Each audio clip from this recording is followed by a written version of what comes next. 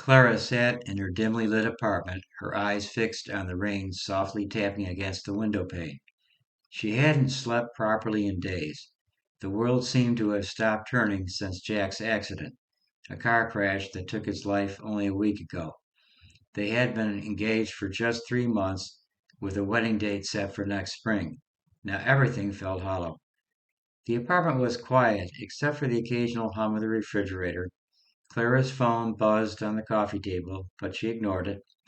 Her heart was heavy with grief, and her mind was numb, lost in a fog of memories and what ifs.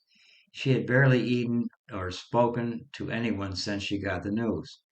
Suddenly there was a knock on the door. Clara didn't move. She didn't want to see anyone. She didn't want to talk about Jack. She didn't want to face the world. But the knocking persisted, growing more insistent. Reluctantly, she stood up, feeling the weight of each step as she made her way to the door. She opened it to find her sister Emma standing there, her face a mixture of sympathy and something else Clara couldn't quite place. "Hey, Emma," Emma said softly, stepping inside without waiting for an invitation. Clara noticed the slight tremor in her sister's hands. Emma always fidgeted when she was nervous. "What is it, Emma?" Clara asked, her voice hoarse from days of crying and not speaking. Emma hesitated, her eyes darting around the room as if searching for the right words. Finally, she took a deep breath. "Hey, Clara, I need to tell you something. Something important." Clara's heart pounded in her chest. She could feel the tension radiating from her sister.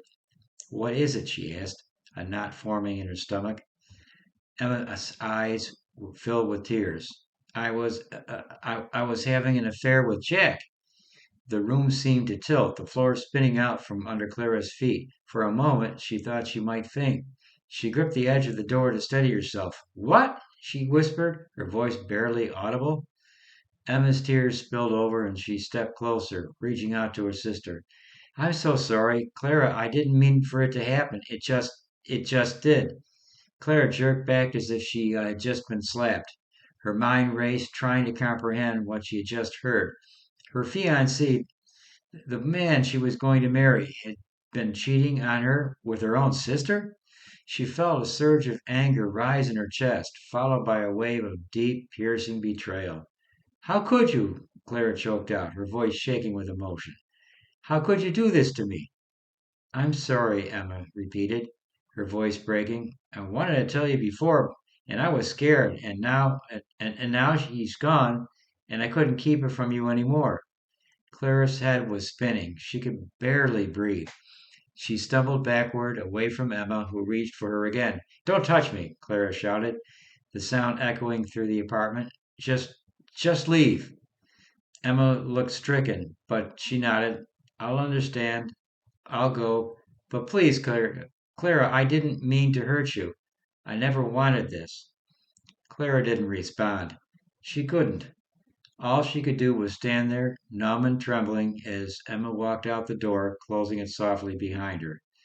As soon as Emma was gone, Clara collapsed onto the couch, burying her face in her hands. She didn't know how much time had passed, minutes, hours. It all blurred together in her grief and shock. She felt like she was sinking into a dark, endless pit. Suddenly, there was another knock at the door. Clara didn't have the strength to answer, but the knocking persisted, followed by a familiar voice. "Clara, it's us. Please let us in." It was her friends, Rachel, Max, and Lisa. They had been a rock since the accident, checking in on her, bringing her food, and offering words of comfort. Clara didn't want to see anyone right now, but she couldn't leave them standing out in the rain. She dragged herself to the door and opened it a crack. Rachel, with her curly hair damp from the rain, gave her a small, worried smile. "We just wanted to check on you," she said. "Can we come in?" Clara hesitated, but then nodded, opening the door wider. Her friends filled in, their expressions a mixture of concern and sympathy. Lisa immediately went to the kitchen, rummaging through the cabinets. "You need to eat something," she said, her voice soft but firm. "I'll make you some tea." Max, who was always the quiet one, simply sat down next to Clara on the couch, offering a comforting presence without saying a word. Rachel sat on the other side, wrapping up an arm around Clara's shoulders. Emma was just here, Clara said, her voice barely a whisper. The words felt like shards of glass in her throat. Rachel exchanged a glance with Max and then looked back at Clara. Well, what did she say? Clara took a deep breath, feeling the tears well up again. She told me she was having an affair with Jack. Rachel's eyes widened, and Lisa stopped what she was doing, turning to stare at Clara in shock. Max's hand tightened on Clara's shoulder in silent support. Oh my God, Clara, Rachel whispered. I'm so sorry.